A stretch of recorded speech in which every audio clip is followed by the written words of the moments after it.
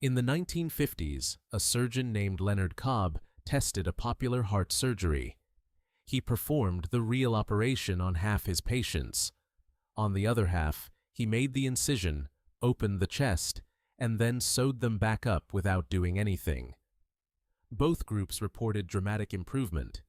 The patients who received fake surgery felt just as much relief as those who got the real thing. Their symptoms improved, their quality of life increased, and they had no idea they'd been given a placebo. This wasn't a fluke. It's been replicated hundreds of times across different conditions. Fake surgeries work, sugar pills reduce pain, saline injections cure depression.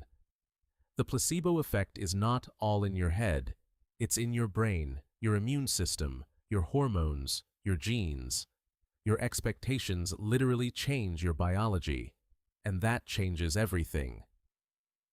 The placebo effect has a bad reputation. People call it fake healing or mind tricks.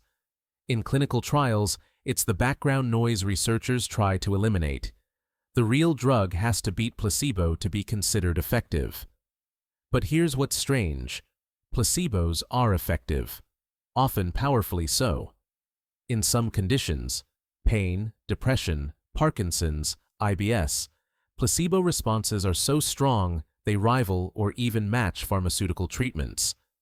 This isn't patients lying or imagining relief. Objective biological changes occur. Brain activity shifts, neurotransmitters release, immune markers change. The placebo effect is real medicine. It's just delivered through belief instead of biochemistry. Let's start with pain. Pain is not a simple signal from damaged tissue. It's a constructed experience, your brain's interpretation of sensory input, context, and expectation. When you take a painkiller, your brain predicts relief. That prediction triggers the release of endogenous opioids, your body's natural painkillers. These bind to the same receptors as morphine. The pain decreases. This happens even if the pill is inert. If you believe it will help, your brain acts as if it will. The prediction becomes self-fulfilling. Studies using brain imaging show that placebo painkillers activate the same neural pathways as real analgesics. The brain doesn't distinguish between chemical relief and expected relief. Both reduce pain. The effect is dose-dependent. Bigger pills work better than small pills. Injections work better than pills. Brand-name placebos work better than generic. More expensive placebos work better than cheap ones. Surgery works better than any pill, even fake surgery. Why? Because your brain uses heuristics. Big, invasive, expensive treatments signal this is serious medicine, so the brain predicts stronger effects and generates stronger responses. This is not irrational. It's efficient prediction based on prior patterns. In most of human history, bigger interventions probably did correlate with stronger outcomes. Your brain learned that pattern and applies it even when the treatment is inert. Color matters too. Red and orange pills are stimulating, better for alertness. Blue and green pills are calming, better for anxiety and sleep. This is learned cultural association, but it's enough to bias the placebo response. Even the doctor's behavior influences outcomes. A warm, confident doctor produces stronger placebo effects than a cold, uncertain one. Patients given optimistic prognoses heal faster than those given pessimistic ones, even when the underlying treatment is identical. Expectation shapes biology. Placebos also work on the immune system. In one study, researchers gave healthy volunteers a drink paired with an immune-suppressing drug. After several pairings, they gave the drink alone, no drug. The immune system still suppressed. The body had learned to associate the taste with immune suppression and responded accordingly. This is classical conditioning applied to immunology. Your immune system, it turns out, can be trained like Pavlov's dogs. This has implications for autoimmune diseases, transplant rejection, and even cancer. If expectation can modulate immune function, then belief becomes a variable in treatment outcomes. Depression is another domain where placebo effects are large. In clinical trials for antidepressants, roughly 40–50% of the improvement in the drug group is matched by the placebo group. Some meta-analyses suggest the difference between drug and placebo is smaller than the difference between placebo and no treatment. This has sparked debate. Are antidepressants just fancy placebos? The answer is complex. For severe depression, drugs outperform placebo more clearly. For mild to moderate depression, the gap narrows. But even if part of a drug's effect is placebo, that doesn't make it less real. If the patient improves, the mechanism matters less than the outcome, and it suggests that enhancing placebo effects through therapy, ritual, doctor-patient relationship could be as important as the drug itself. Even Parkinson's disease responds to placebo. Parkinson's involves the death of dopamine-producing neurons. Patients given a placebo they believe is a dopamine-boosting drug show measurable increases in dopamine release in the brain, visible on PET scans. Their brains, expecting dopamine, produce it. The effect is temporary and doesn't cure the disease, but it demonstrates that expectation can modulate neurotransmitter systems. This is not trivial. It means the brain has some capacity to self-regulate, given the right context. Surgery has the strongest placebo effect, which is why fake surgery studies are so revealing. Beyond Leonard Cobb's heart surgery trial, fake knee surgeries for arthritis have been tested. In some studies, patients who received sham arthroscopy, small incisions but no actual repair, improved as much as those who got the real procedure. The improvement lasted years. This doesn't mean all surgery is placebo, but it suggests that for some conditions, especially those involving pain and subjective symptoms, the ritual, recovery process, and expectations surrounding surgery contribute significantly to outcomes. The scalpel is less important than the patient believes. Interestingly, placebos work even when patients know they're taking a placebo. This is called open-label placebo.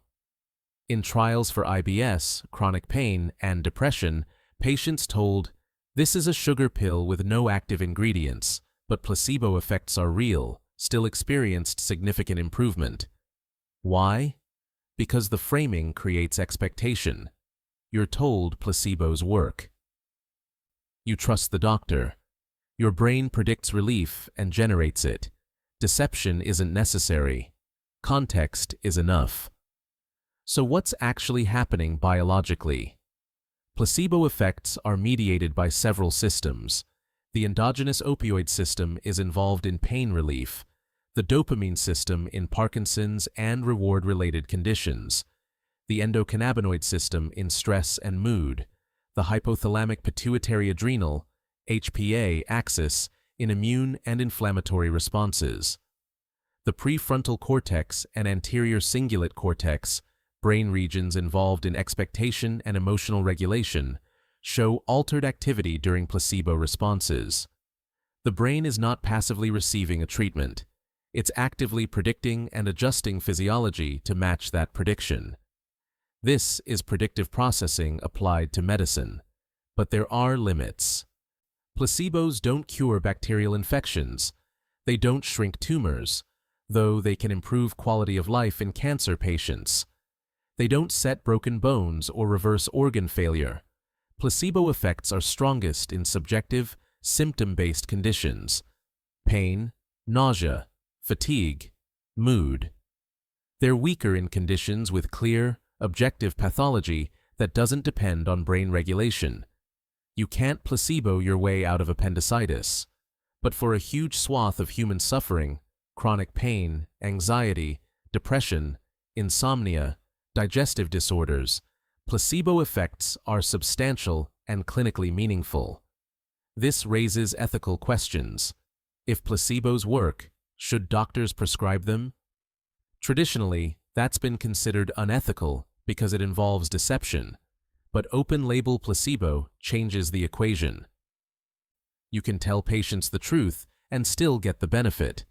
Some doctors already do this, prescribing support pills or conditioning treatments alongside standard care. The key is framing. Patients need to believe the treatment might help, but they don't need to be lied to. The ritual of taking a pill, the doctor's confidence, and the patient's openness to improvement are enough. Another ethical issue, the nocebo effect. This is placebo's dark twin. If negative expectations cause harm, patients are vulnerable to suggestion. If a doctor lists every possible side effect of a drug, patients are more likely to experience those side effects, even if they're on placebo. Clinical trials show that patients given placebo pills but told they might cause nausea, headaches, or fatigue do indeed report those symptoms at higher rates than patients told nothing. Expectation creates not just healing, but harm. This is why doctor-patient communication matters. Words are not neutral, they're interventions. Advertising and cultural narratives also shape placebo and nocebo effects. If society believes a disease is untreatable, patients respond worse to treatment. If a drug is marketed aggressively with promises of relief, the placebo response in trials for that drug increases. This is one reason new drugs often seem more effective when first released. Expectations are high, and placebo effects are maximized. Over time, as novelty fades and skepticism grows, reported efficacy can decline even if the drug hasn't changed. The drug is the same. The context shifted. What does this mean for the future of medicine? First, it means we should harness placebo effects intentionally. Instead of seeing them as noise to be subtracted, see them as a therapeutic tool to be amplified. Good bedside manner is not a soft skill. It's a biological intervention. Rituals, branding, and patient belief matter. Second, it means we should rethink how we measure treatment efficacy. A drug that barely beats placebo but has side effects might be worse than placebo alone if the placebo effect is large. Especially in conditions like chronic pain and depression, enhancing placebo through therapy, coaching, or ritual might be more effective and safer than adding another drug. Third, it suggests that much of medicine's effectiveness is contextual, not just chemical. The pills, surgeries, and therapies we use are embedded in social and psychological systems. Isolate the molecule, and you lose much of the healing. This is why alternative medicine can work even when its specific claims are false. Acupuncture, homeopathy, energy healing. The rituals provide context, attention, and expectation. The placebo effect does the rest. This doesn't validate the pseudoscience behind these practices, but it explains why people report benefits. The question becomes, can we deliver the placebo effect without the false claims? Can we create healing contexts grounded in honesty? Some researchers are exploring exactly this. Therapeutic alliance, the trust and rapport between clinician and patient, is one of the strongest predictors of treatment success across all therapies, not just placebo studies. Training doctors to be warmer, more empathetic, and better communicators improves patient outcomes independent of the specific treatment used. This is placebo engineering. It's not manipulation, it's optimization. Patients aren't being tricked. They're being given the best psychological and social environment for healing, which amplifies their biology's capacity to self-regulate. Placebo effects also point to a deeper truth. The mind-body divide is artificial. Your thoughts, expectations, and emotions are not separate from your physiology. They are your physiology, implemented in neural circuits and neurochemicals. When you change your mind, through belief, therapy, meditation, or ritual, you change your body. Not magically, not mystically, through well-understood biological pathways. The placebo effect is proof that the mind can regulate pain, immune function, neurotransmitters, and more. It's not unlimited, but it's not trivial either. This also challenges reductionism in medicine. For a century, medicine has focused on isolating active ingredients, finding the molecule that causes the cure. But healing is not just molecular, it's psychological, social, and contextual.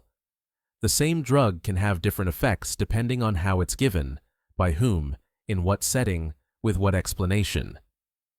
Ignoring this is like studying music by analyzing only the physics of sound waves. You miss most of what matters. The meaning is in the context. The healing is in the ritual. The medicine is in the mind. So what should you do with this knowledge?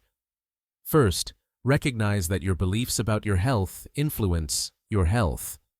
If you expect recovery, you're more likely to recover. This doesn't mean you can positive think away disease. But it means attitude is a variable, not a luxury. Second, choose healthcare providers who create strong therapeutic alliances. Bedside manner isn't optional, it's pharmacology. Third, be aware of nocebo effects. Avoid catastrophizing or over-focusing on worst-case scenarios. Fourth, use rituals intentionally. Whether it's a morning routine, a bedtime supplement, or a pre-performance habit, rituals activate placebo pathways. They signal to your brain, "This is healing," or "This is preparation." Your brain listens. Finally, respect the placebo effect. It's not fake, it's not weakness.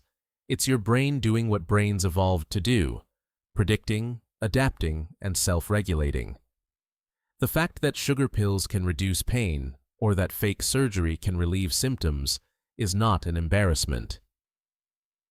It's a testament to the power of expectation and the brain's capacity to heal. Medicine should not dismiss this. It should embrace it. Because in the end, the best treatment is the one that works. And if belief makes it work better, then belief is medicine too.